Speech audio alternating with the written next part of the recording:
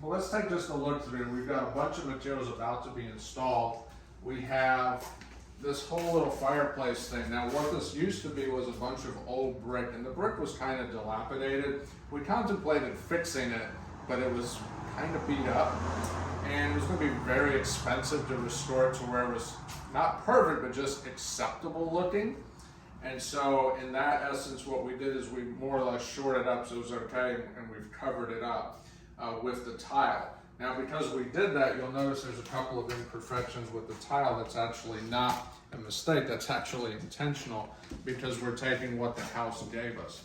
And that's one of the first things you'll learn when you're remodeling old houses. If you try to make them quote unquote perfect or close to it, it's nearly impossible, because you're dealing with a structure that is sat, it has settled. This house has been here, I think it's a little over 100 years. I don't remember the exact build date, but it was early 20s. And when you're dealing with a house, it's going to change. Okay, wood either falls apart over time, footings, foundation work settles, and so what we got to do is come in and deal with to get everything back to not a perfect state, but where it's solid, it's good structurally, and it's good. Really, it's just good to go for the next 100 years, for lack of a better term.